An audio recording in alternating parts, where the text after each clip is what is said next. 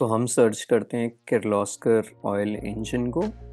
1340 का एक शेयर है, तो ऑलमोस्ट 75 हम शेयर्स को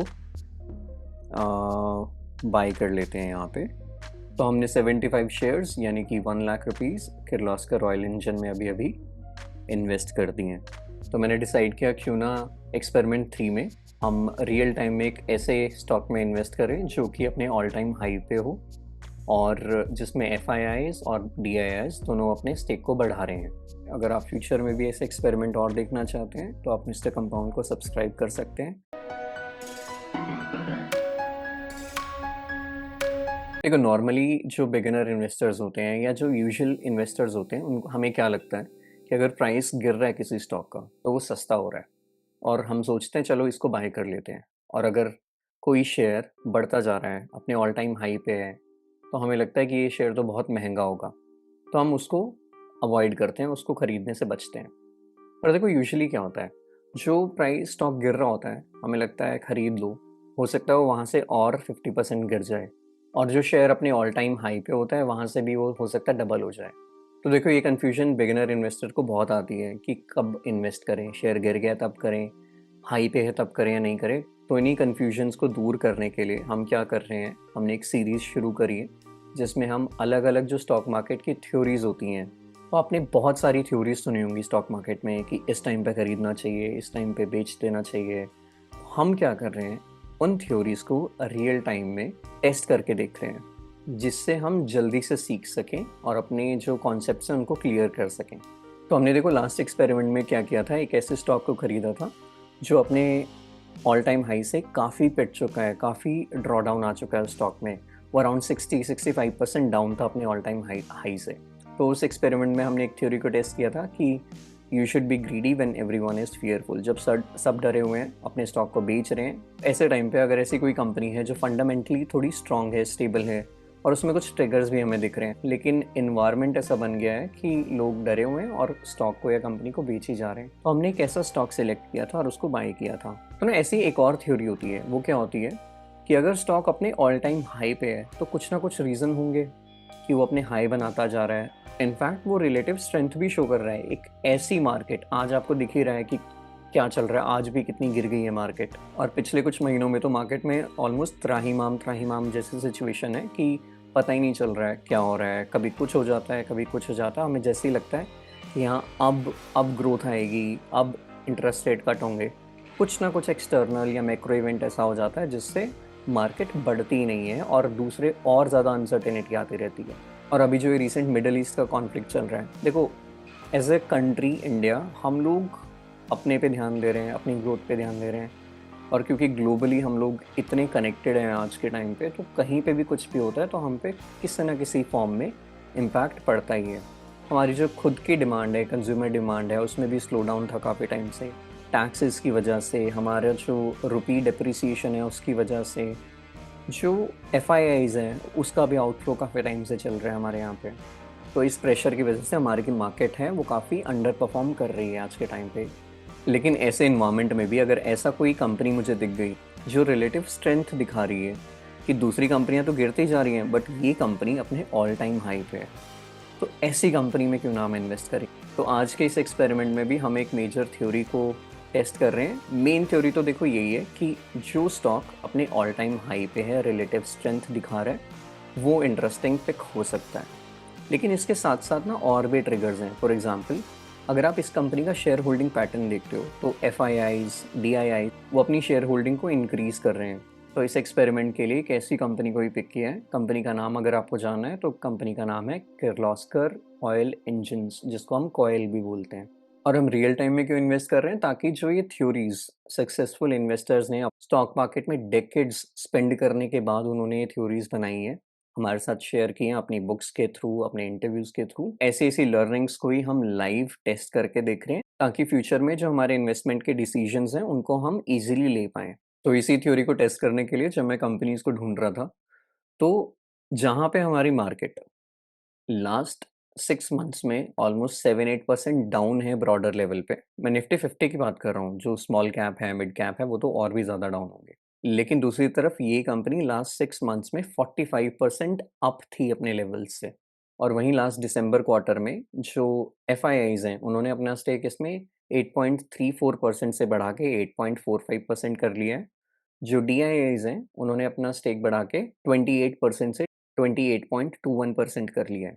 तो कई साल पहले मैंने एक पीटर लिंच उनका इंटरव्यू देखा था, उनमें वो बता रहे थे कि एक जो कंपनी है ना, अपने हाई से अगर 50% गिर जाती है, हो सकता है वहाँ से भी वो और फर्दर 50% गिर जाए। तो ऐसे ही आप सोचो, अगर एक कंपनी को अपने लेवल से 4 गुना, 8 गुना, 10 गुना होना है, तो पहले वो डबल तो होगी, डबल के बाद ट्रिपल होगी, फिर 4 टाइम्स होगी, फिर 10 टाइम्स होगी, तो वो ऑल टाइम हाई बनाती ही रहेगी। तो एक कंपनी अगर डबल हो गई है अपने प्राइस से, इसका मतलब ये नहीं कि वो नीचे ही आएगी, वो वहाँ से भी ऊपर जा सकती है। इसी का उल्टा जो हमने देखा, एक कंपनी जो हाफ़ हो चुकी है अपने वैल्यूएशन से, इसका मतलब ये नहीं है वहाँ से वो ऊपर ही जाएगी, वो उसकी भी हाफ़ हो सकती है। तो सिर्फ़ प्राइस को देख के हम डिसीज़न नहीं लेते हैं, आपको देखना है कंपनी में क्या चल रहा है, कंपनी ग्रोथ कितनी दिखा रही है, उससे अल्टीमेटली उसका प्राइस डिसाइड होने वाला है। इस वीडियो में हम वही देखने वाले हैं कि ये कंपनी करती क्या है, क्या बिज़नेस मॉडल है इस कंपनी का, अल्टीमेटली चल क्या रहा है इस कंपनी में, क्या चेंजेज़ हो रहे हैं, मैनेजमेंट क्या बोल रही है, फ्यूचर की गाइडेंस क्या दे रही है। तो हमारे थीसिस पॉइंटर क्या हो सकते हैं, एंटी थीसिस क्या हो सकते हैं, हम वो भी देखेंगे। दूसरा, क्योंकि अब हमने खरीद तो लिया ही है, तो हमें क्या ट्रैक करना है इस कंपनी में। तो चलिए शुरू करते हैं, एक बार मोटा-मोटी देख लेते हैं कंपनी करती क्या है। तो किर्लोस्कर ऑयल इंजिन्स के ना 3 सेगमेंट्स हैं कंपनी के। एक है बी टू बी सेगमेंट, एक है बी टू सी सेगमेंट और एक है इसका financial arm, financial segment. B to B segment है ना, वो सबसे इम्पोर्टेंट है, उसी पे हमारा फोकस रहने वाला है, तो उसको एक बार हम देख लेते हैं। बी टू बी सेगमेंट के अंडर ये ना इंजन्स बनाता है, प्राइमरली डीजल इंजन्स, और क्या बनाता है, जेनसेट्स बनाता है, जनरेटर्स। आपने पावर बैकअप सॉल्यूशंस देखे होंगे, आपने देखा होगा ना कि लाइट चली अगर जाती है कहीं पे, तो हमें जनरेटर चाहिए होता है। तो अगर इंडस्ट्री में ये हो रहा है, बहुत बड़े-बड़े किसी कंपनी में हो रहा है, ये मैन्युफैक्चरिंग यूनिट में हो रहा है, तो वहाँ पे छोटे जनरेटर नहीं लगेंगे, वहाँ पे बहुत बड़े जनरेटर लगने वाले हैं। तो वो वाले जेनसेट्स जो हैं, वो किर्लोस्कर ऑयल इंजन बनाता है। ऐसे ही इंडस्ट्रीज़ के लिए ये इंजन्स भी प्रोवाइड करता है। तो जेनसेट्स हो गया, इंजन्स हो गया। तो आप ऐसे बोल सकते हो ये पावर सॉल्यूशन प्रोवाइड करता है लार्ज इंस्टीट्यूशंस को।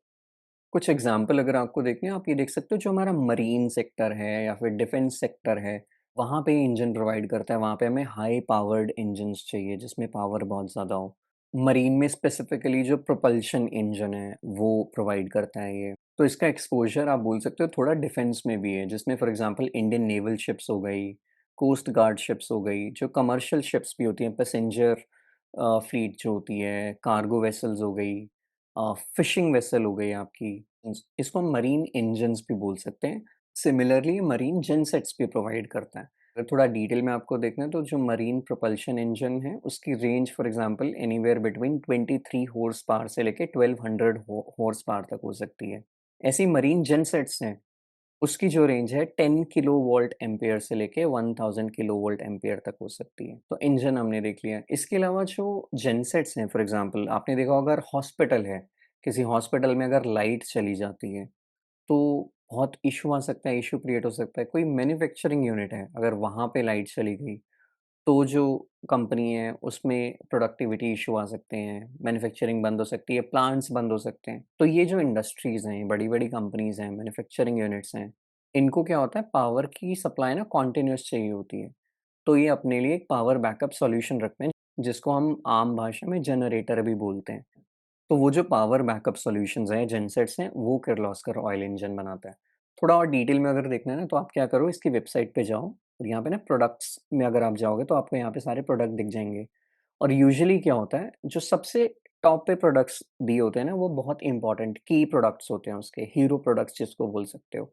तो जो सबसे ऊपर आपको दिख रहे होंगे प्रोडक्ट, वो इसके मेन प्रोडक्ट हैं। तो यहाँ पे आप देख पा रहे हो, जैसे पावर जेन को एक सबसे इम्पोर्टेंट अपना सेगमेंट मान रहे हैं। फिर इंडस्ट्रियल इंजन्स को अपना सबसे इम्पोर्टेंट सेगमेंट मान रहे हैं। पावर जनरेशन में आप देख रहे हो, तो जेनसेट्स आ गया, ऑप्टी प्राइम इसका आ गया। ये फॉर एग्ज़ाम्पल जो हाई हॉर्स पावर, जो एचएचपी आप सुनोगे कई बार, जब अब शायद हम वीडियो में भी डिस्कस करेंगे, तो उसमें एचएचपी जहाँ पे आएगा, उसका मतलब है हाई हॉर्स पावर, यानी कि और ज़्यादा पावरफुल जो जेनसेट्स हैं, वो ये बना रहे हैं। और पावरफुल हमें कहाँ चाहिए, जहाँ पे बहुत बड़ी हो सकता है मैन्युफैक्चरिंग यूनिट हो या फिर डेटा सेंटर स्पेशली।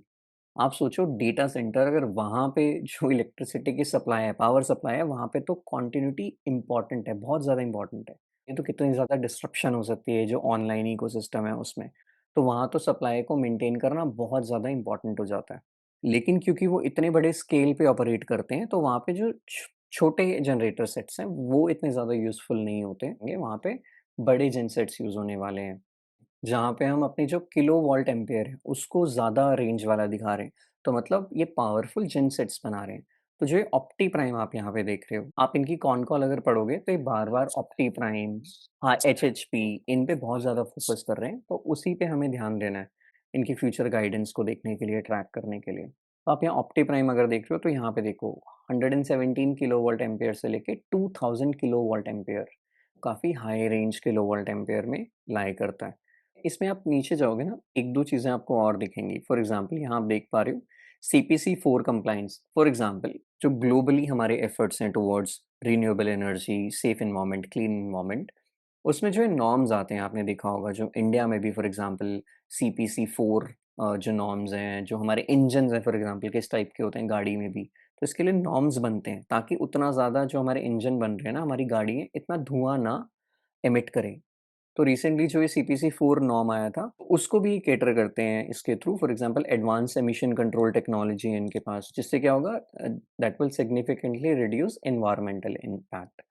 तो इंडस्ट्रियल इंजन्स और जेनसेट्स ये हमने देख लिया बी टू बी सेगमेंट में, जो मेजर सेगमेंट है। इसमें भी हाई हॉर्स पावर एचएचपी और जो इनका हाई रेंज वाले केवीए जेनसेट्स हैं, तो वो प्रोडक्ट मिक्स कैसे चेंज हो रहा है वो हमें देखना है। तो अब सेकंड सेगमेंट की तरफ आ जाते हैं जो है बी टू सी। तो इसका जो बी टू सी सेगमेंट है, जिसको हम फ्लूइड डायनामिक्स सेगमेंट भी बोलते हैं, उसमें क्या आ जाता है, जो इंजन बेस्ड पंप सेट्स हैं, इलेक्ट्रिक पंप्स हैं, एग्रीकल्चर में यूज़ होने वाले जो डोमेस्टिक पंपिंग सॉल्यूशंस होते हैं, उसमें यूज़ होने वाले वो आ जाते हैं। और लास्ट इसका एक फाइनेंशियल सर्विसेज का भी सेगमेंट है, जिसको ये आर्का ग्रुप के थ्रू कैटर करता है। जो ये फाइनेंशियल आर्म है, उसका जो डेट है वो इम्प्रूव हुआ है अराउंड फ्रॉम 4.4x से 3.3x हो गया था।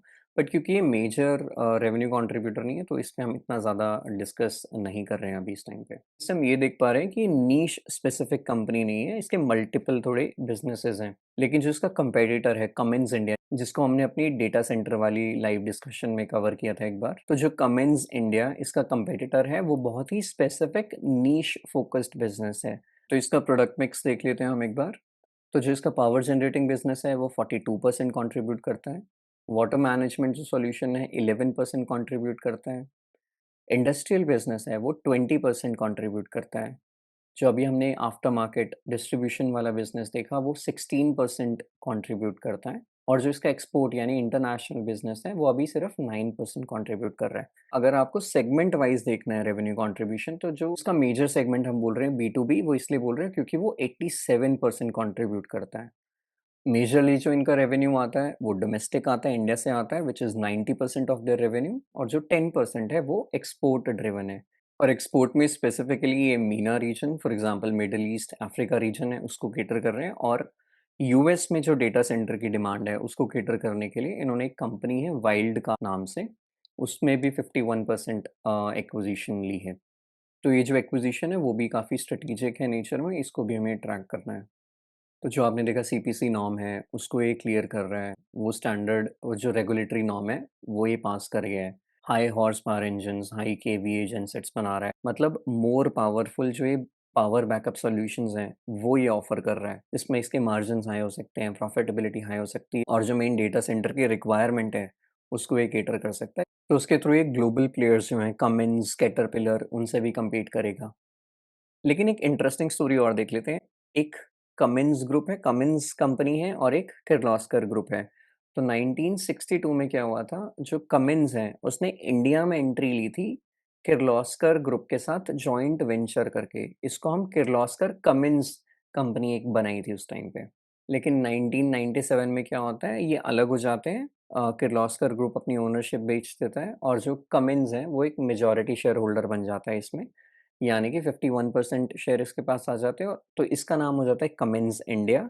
और जो किर्लोस्कर ग्रुप है वो अपनी एक अलग से entity which is Kirloskar oil engine, इसका एक कंपेटिटर फॉर एग्जांपल बनता है फिर।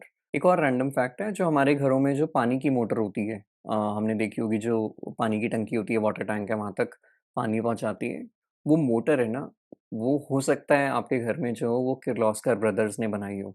वो अलग है, किर्लोस्कर ऑयल इंजन से थोड़ी अलग कंपनी है, व्हिच इज़ है वो सेम ग्रुप की। हो सकता है वो हेवेल्स की भी हो सकती है, क्रॉम्पटन ग्रीव की भी हो सकती है, लेकिन काफ़ी मज़ेदार होगा कि आप चेक करो और वहाँ पे आपको किर्लोस्कर ही लिखा हुआ मिल जाए। तो थीसिस और एंटीथीसिस पॉइंटर्स देखने से पहले एक बार कंपनी के फंडामेंटल्स देख लेते हैं। तो ऑलमोस्ट 19.5 थाउज़ेंड करोड़ की कंपनी है, पीई 36 है, बहुत ज़्यादा नहीं है, बहुत ज़्यादा सस्ता भी नहीं मिल रहा है और अब्सर्ड वैल्यूएशंस भी नहीं है। आरओसीई इज़ 13.7%, आरओई 15% के आसपास है, तो ठीक-ठाक रिटर्न ऑन इक्विटी है कंपनी का। अ, ओपीएम अच्छे हैं कंपनी के, व्हिच इज़ अराउंड 18.4%, लेकिन अगर आप इसको उसके साथ देखते हो, व्हिच इज़ कमिंस इंडिया के साथ देखते हो, तो आई थिंक कमिंस इंडिया के जो मार्जिन्स हैं, वो अराउंड 21% के आसपास है, और जो उसका पीई भी है कमिंस इंडिया का, वो अराउंड 55 के आसपास है इस टाइम पे। लेकिन जस्ट बिकॉज़ कमिंस इंडिया 55 के पीई पे है और ये 36 के पीई पे है, तो हम ये नहीं बोल सकते कमिंस इंडिया बहुत महँगी कंपनी है।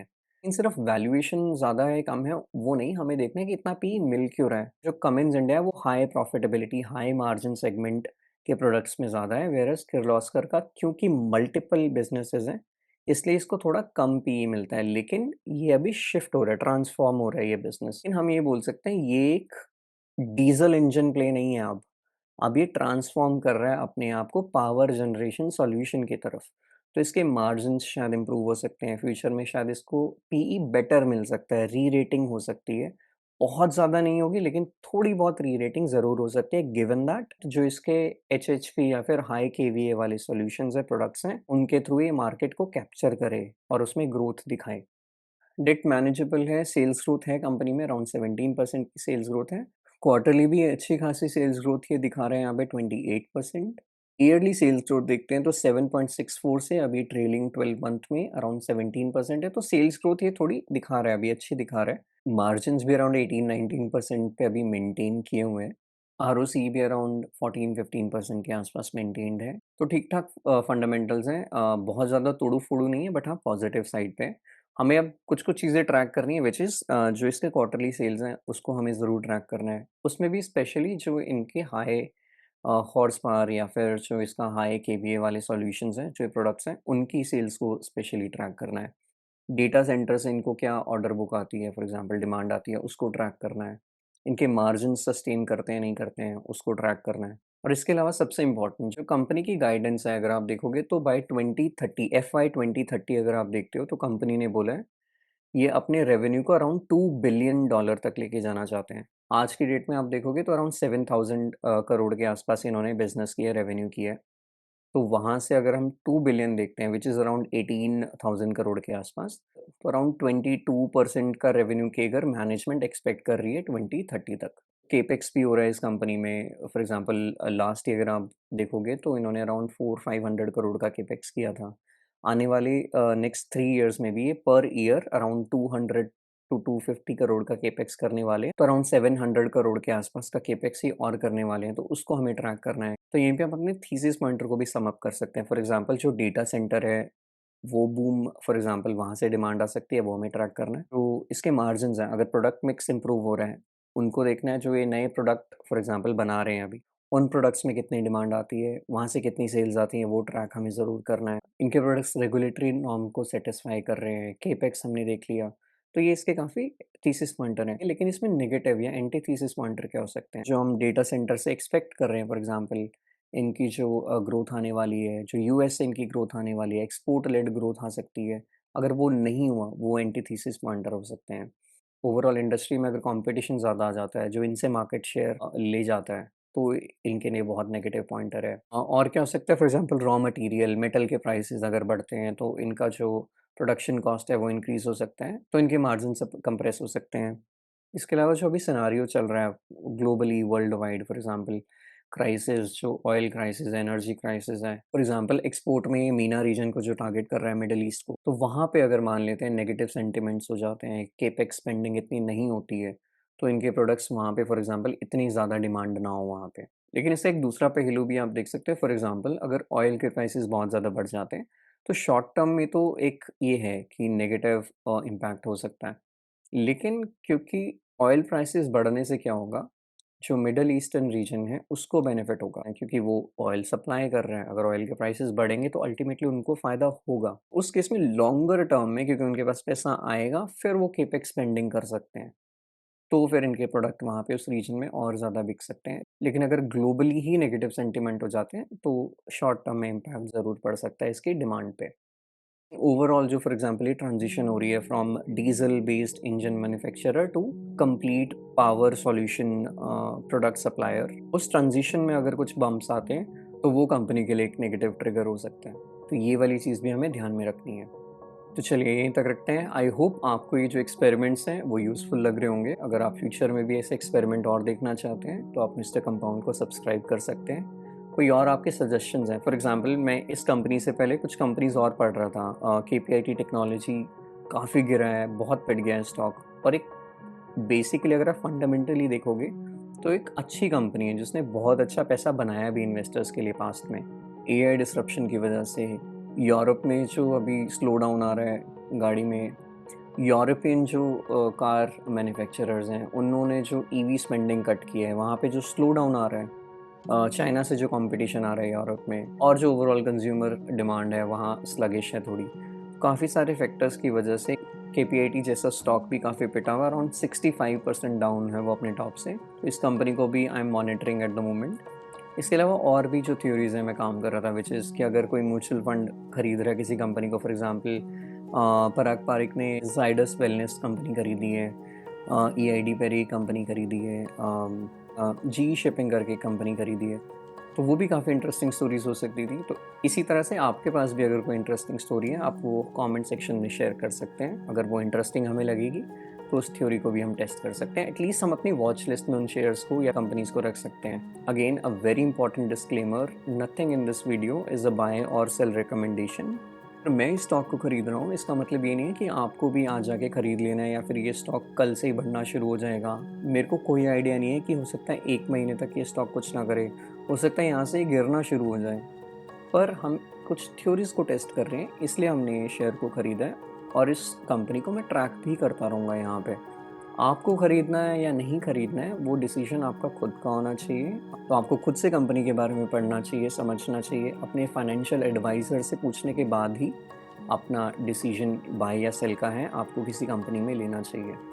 और उससे भी सबसे इम्पॉर्टेंट, अगर आप एक बिगिनर इन्वेस्टर हैं तो I would highly highly recommend कि आप अपनी स्किल को डेवलप करें। आपकी जो अर्निंग कैपेबिलिटी, आपके कमाने की जो क्षमता है उसको आप बढ़ाएँ, उसको इंक्रीज़ करें। तो आपको ट्राई करना चाहिए आप अपनी अर्निंग को डबल कैसे कर सकते हो। फॉर एग्ज़ाम्पल 20,000 को 40 कैसे कर सकते हो, 50 कैसे कर सकते हो, 70,000 कैसे कर सकते हो। क्योंकि जितना आपका अर्निंग पोटेंशियल बढ़ेगा उतना ही ज़्यादा आप सेव कर पाओगे। जितना ज़्यादा आप सेव कर पाओगे उतना ही अमाउंट आप इन्वेस्ट भी कर पाओगे। और अगर आप स्किल डेवलप करके अच्छा अर्न करने लग जाओगे तो आप इन्वेस्टमेंट किसी भी टाइम कर सकते हो। तो यार देखो, आपको इन्वेस्टिंग के बेसिक्स भी क्लियर होने चाहिए। आप मिस्टर कंपाउंड इसी चैनल पे कुछ वीडियोज़ हैं उनको भी देख सकते हो। किसी और की वीडियोज़ हैं आप उनको भी देख सकते हो। तो चलिए आज की वीडियो में इतना ही रखते हैं। I wish you all health and happiness. मिलते हैं नेक्स्ट वीडियो में, तब तक के लिए जय हिंद।